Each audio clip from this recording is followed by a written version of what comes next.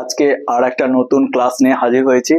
আবার রানওয়ে কাইটে গ্রামার এবং রাইটিং আজকে আমি শুরু করছি। তোমরা দেখো ভিডিওটা মন দিয়ে।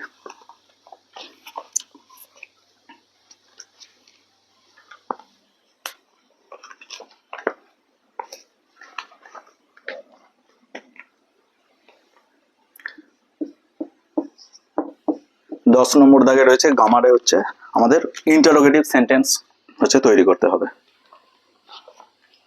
Change the following sentence into question. এবার ইন্টারোগেটিভ সেন্টেন্স করতে গেলে যদি ডব্লিউএইচ ওয়ার্ড দিয়ে করা হয় তাহলে ডব্লিউএইচ ওয়ার্ডের পর অক্সিলারি ভার্ব লিখতে হবে, তারপর সাবজেক্ট, তারপর কিন্তু কমপ্লিমেন্ট বা অবজেক্ট যা থাকবে অবজেক্ট।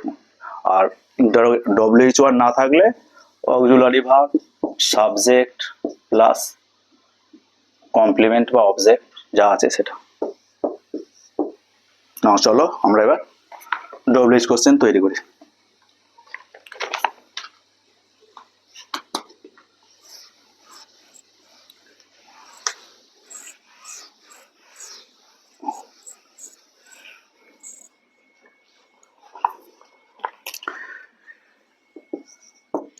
এটা হচ্ছে শঙ্খ লিভস ইন আলিপুরদুয়ার। শঙ্খ আলিপুরদুয়ারে বাস করে। প্রশ্ন হোয়ার দিয়ে, তাহলে হোয়ার ডাজ শঙ্খ লিভস?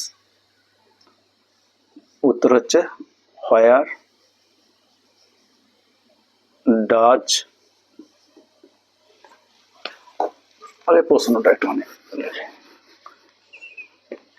এটা একবারে অ্যান্সার লিখে দিচ্ছি। হোয়ার ডাজ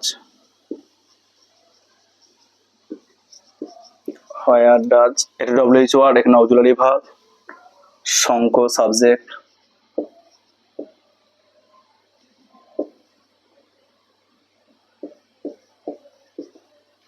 দিয়ে এটা ভার্ব।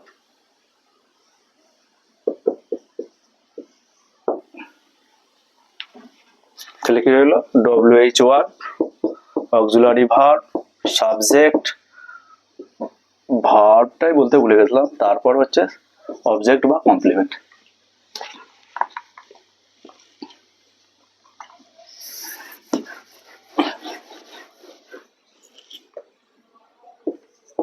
বিয়ের অ্যান্সারটা they have gone to a picnic. তারা পিকনিকে গিয়েছিল। এটাও ইন্টারোগেটিভ সেন্টেন্স করতে হবে ডব্লিউএইচ ওয়ার্ড হোয়ার দিয়ে। তাহলে তারা কোথায় গিয়েছিল? হোয়ার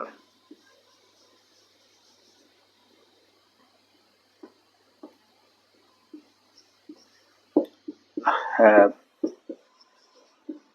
দে গন?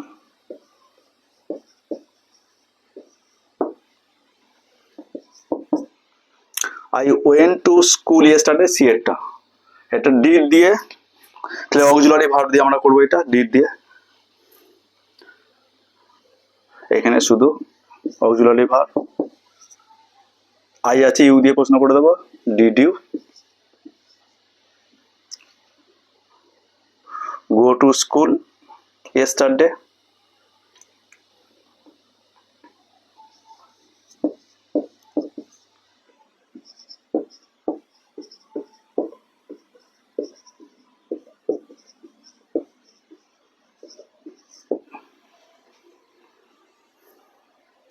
আর এবার ডি একটা, Tia study in class 9, information হচ্ছে হুইচ দিয়ে, আবার ডব্লিউএইচ ওয়ার্ড আছে,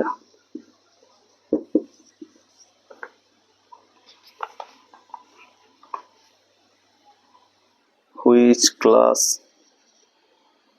ডাজ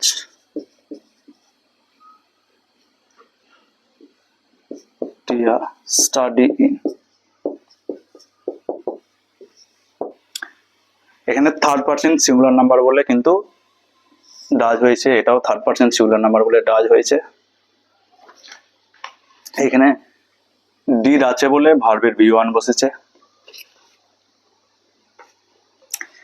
এরপর আমরা এই চ্যাপ্টার রাইটিং অ্যাক্টিভিটির মধ্যে যাচ্ছি।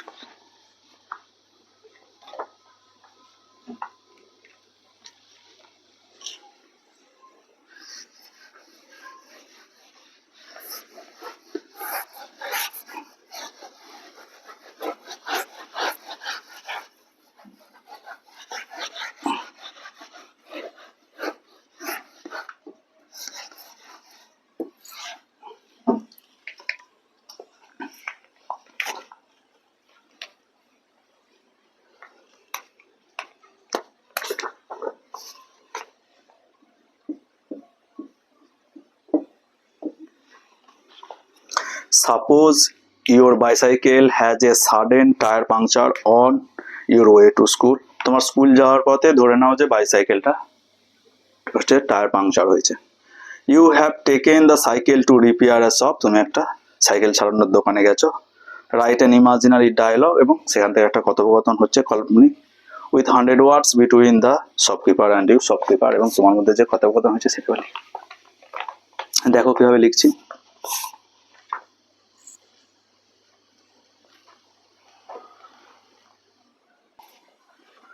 দেখো আমি এবং শপকিপার, তাহলে I quiz hello uncle, the tyre has been puncture on the way. পথে আমার টায়ারটা পাংচার হয়ে আছে। Can it be repaired now? এটা কি এখন এটা সারানো যাবে?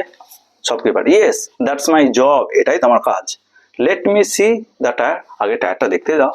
The condition of the tyre is bad, টায়ারের কন্ডিশনটা তো খুব খারাপ। It needs to be replace, এটা কিন্তু মানে চেঞ্জ করার প্রয়োজন রয়েছে। But the tyre can not be repair now, এখন কি রিপেয়ার করা যাবে না? আমি জিজ্ঞাসা করছি। তখন শপকিপার বলছে but at present I repair it, বর্তমানে আমি এটা সারিয়ে দিচ্ছি। And it will work for day, যেটা কিছুদিন কাজ চালানো যাবে। I yes uncle please repair it quickly, বলছে এটা তাড়াতাড়ি আমাকে তাহলে সারিয়ে দাও। Shopkeeper it will take some time, এটা কিন্তু কিছু সময় নেবে। ইউ হ্যাভ টু ওয়েট, তোমাকে একটুখানি অপেক্ষা করতে হবে। আই ইয়েস ঠিক আছে, আই এম ওয়েটিং, আমি অপেক্ষা করছি। Shopkeeper here is your cycle, এই যে তোমার সাইকেল। Now you can attend your school in time, এখন তুমি সময় মতো স্কুল যেতে পারবে। আই থ্যাংক ইউ, ধন্যবাদ। How much have I to pay, আমাকে কত দিতে হবে?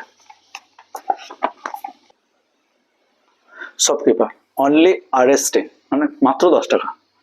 আমি বলছি হেয়ার ইট ইজ, এই যে থ্যাংক ইউ ভেরি মাচ, ধন্যবাদ। শপকিপার হচ্ছে মোস্ট ওয়েলকাম, সেও কিন্তু স্বাগত জানালো। আমাদের ডায়ালগ রাইটিংটা কিন্তু এখানেই শেষ হলো। এরপর স্টোরি রাইটিংটা লিখছি, দেখো দেখো রাইটিংটা। এর হিন্টসটা প্রথমে দেখো, বলছে write a story within 100 words using the given hints, give a title to the story, story একটা টাইটেল দিতে বলেছে। আর এখানে হিন্টস দেওয়া আছে, বলছে crow sitting on a tree, একটা কাক গাছে বসে আছে। Piece of meat in its beak, তার ঠোঁটে এক টুকরো মাংস রয়েছে। Fox passing under the tree, একটা হচ্ছে শেয়াল গাছের নিচে দিয়ে যাচ্ছিল। ওয়ান্টস দ্য মিট, সে সেই মাংসটা চাইছিল। Asks the crow to sing, তাহলে সে কাকটাকে গান গাইতে বললো।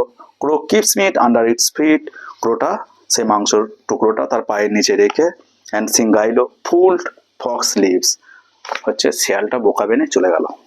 দেখো কি লিখেছে, হচ্ছে once a crow was hungry, একদা একটা কাক খুব ক্ষুধার্ত ছিল। He was flying here and there in search of food, খাবারের সন্ধানে সে এখানে সেখানে ঘুরছিল। Suddenly he saw a butcher shop, সে একটা মাংসের দোকান দেখতে পেলো। He stole a piece of meat from there, সেখান থেকে সে একটা মাংসের টুকরো নিল। And flew to a tree to eat it, এটা খাবে বলে সে একটা গাছে গিয়ে বসলো। জাস্ট দেন, ঠিক তখনই a fox was passing under the tree, সে গাছের নিচে দিয়ে কে যাচ্ছিল? একটা শেয়াল যাচ্ছিল। He saw the piece of meat in its beak, তার ঠোঁটে সে মাংসের টুকরোটা দেখলো। হি বিকেম গ্রিডি, সে লোভী হয়ে গেল। অ্যান্ড উইশ, ইচ্ছা ছিল, যে ওয়ান ছিল, ওয়ানটা জায়গায় উইশ লিখেছে, এটা ওয়ান লিখলেও হবে।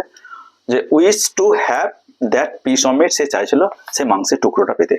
হি অলসো সেড দ্যাট, সে আরো বললো হি ওয়াজ হিজ ফ্যান, সে তার হচ্ছে মানে সে তাকে খুব পছন্দ করে। He like to listen to his song, সে তার গান শুনতেও ভালোবাসে, পছন্দ করে।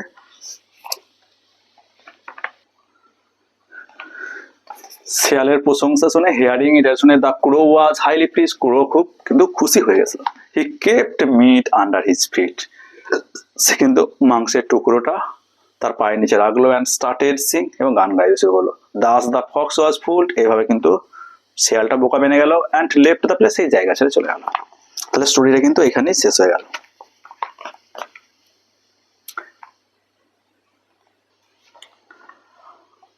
আজকের ভিডিও এখানেই শেষ করছি। ভিডিওটা তোমরা মন দিয়ে দেখবে, ভিডিওটা ভালো লাগলে লাইক করবে এবং চ্যানেলটা সাবস্ক্রাইব করবে এবং শেয়ার করবে।